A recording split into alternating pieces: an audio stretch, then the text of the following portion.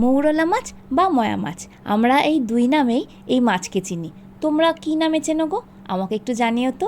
আজকে এই মাছগুলো বেশ বড় বড় সাইজের এসেছে দেখে সরু সরু করে আলু দিয়ে পেঁয়াজ দিয়ে একটা চচ্চড়ি মতো বানিয়ে ফেলেছিলাম। গরম ভাতে খেতে যা লাগলো না, সেই রেসিপি তোমাদের সাথে শেয়ার করছি। Hello friends, welcome back to ওজো and mom cooking and blogging. প্রথমেই মৌরলা মাছ বা ময়া মাছ, এই মাছগুলোকে ভালো করে ধুয়েছি, জল ঝরিয়ে রেখেছি। এর মধ্যে একটা ছোট্ট পুঁটি চলে এসেছিলো, সেটাকেও বাদ দিইনি, একসঙ্গে রান্না করে ফেলেছি। ভালো করে লবণ হলুদ মাখিয়ে 15 থেকে 20 মিনিট রেখে দেওয়ার পরে মাছটা থেকে জল ছেড়ে দেবে।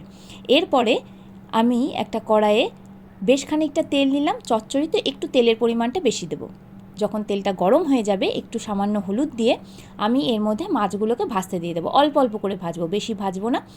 আর খুব বেশি কড়া করব না, চচ্চড়ির মাছে খুব বেশি কড়া আমার পছন্দ নয়। একটু হালকা ভেজেই আমি মাছগুলোকে তুলে নেব।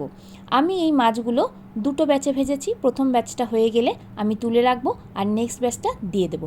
তোমরা মৌরলা মাছ বা ময়া মাছ কীভাবে রান্না করো? আমার মা আবার কিন্তু আলু দিয়ে, বেগুন দিয়ে, পেঁয়াজ ছাড়া একটা পাতলা ঝোল করে, সেটাও কিন্তু খেতে দুর্দান্ত হয়। আর ধনেপাতা, পেঁয়াজ, টমেটো, আলু দিয়ে বাটি চচ্চড়ি করলে তো কোনো কথাই নেই। সেই রেসিপিও তোমাদের সঙ্গে একদিন শেয়ার করব। আজকে আপাতত এই সিম্পল চচ্চড়ি রেসিপিটাই শেয়ার করছি। তাহলে আর একটা ব্যাচ মাছ আমি এখানে কড়াইয়ে ছেড়ে দিয়েছি। আবারও সেই কথা, খুব বেশি কড়া ভাজবো না, হালকা করে উল্টে পাল্টে ভেজে নিয়েই আমি সমস্ত মাছগুলো কড়াই থেকে তুলে রাখবো। আর এই মাছটা যে আমি রান্না করছি, এই মাছটা কিন্তু রান্না করতে খুব একটা বেশি মশলা লাগবে না। আমাদের ঘরেই যে মশলাগুলো হাতের কাছে থাকে সেগুলো দিয়েই হয়ে যাবে। আর এই দেখো, এখানে আমি পাতলা পাতলা সরু সরু করে আলু আর পেঁয়াজ কেটে নিয়েছি। দুটোই কিন্তু লম্বা লম্বা, ডুমো ডুমো করিনি। আর টমেটো ঠিক ওইভাবেই সরু সরু লম্বা লম্বা করে কেটে নিয়েছি। এবার কড়াইয়ে তেল গরম করে ফোড়ন দেব, 5 ফোড়ন। আর তার সঙ্গে দেবো একটা তেজপাতা। তোমরা ইচ্ছা করলে লঙ্কা দিতে পারো, কিন্তু আমি এখানে লঙ্কা ব্যবহার করছি না।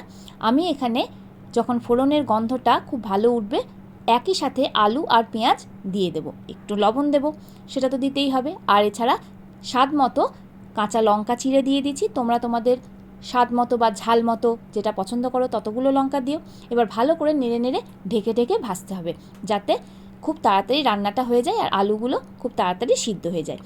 মিডিয়াম ফ্লেমে প্রায় মিনিট 3-4 নাড়াচাড়া করার পরে আমি এখানে সরু সরু করে কেটে রাখা টমেটোগুলো দিয়ে দিলাম। আবার ভালো করে ভাজতে থাকলাম। এরপরে আমি কিছু মশলা অ্যাড করব। এর মধ্যে দেব ধনে গুঁড়ো 2 চা চামচ, 1 চা চামচ জিরে বাটা, সামান্য একটু লঙ্কা বাটা বা স্বাদ মতো লঙ্কা বাটা, আর এখানে দিয়ে দিচ্ছি সামান্য একটু চিনি। অবশ্যই চিনিটা অপশনাল, যারা পছন্দ করো না বা খাওয়া নিষেধ তারা প্লিজ স্কিপ করে যেও। আর এখানে মশলাগুলোকে ভাজার জন্য আমি সামান্য একটু জল দিলাম, যাতে মশলাগুলো পুড়ে না যায়। এবার ভালো করে আলুটা, পেঁয়াজটা, টমেটোটা আমি কষাবো মিডিয়াম ফ্লেমে। এরপরে রঙটা ভালো হওয়ার জন্য আমি সামান্য একটুখানি কাশ্মীরি রেড চিলি পাউডার দিয়ে দিলাম। এবার কিন্তু প্রথমে জল না দিয়ে আমি আগেই ভাজা মাছগুলো দিয়ে একটু কষবো মিডিয়াম হাই ফ্লেমে। মিনিট খানেক আমি মাছগুলোকে কষে নেবো, এর থেকে বেশি কষার দরকার নেই। এরপরে আমি প্রয়োজন মতো জল দেবো, তাও দুবারে। প্রথমে একটুখানি জল দেব, দেখে নেব কতটা জল হয়েছে বা মাছগুলো, আলুগুলো সিদ্ধ হয়েছে কিনা। যে পরিমাণে জল আমার সেকেন্ড টাইমে লাগবে আমি সেই পরিমাণে জল দেব। খুব বেশি জল হলে কিন্তু একদম ঝোল হয়ে যাবে, খেতে ভালো লাগবে না।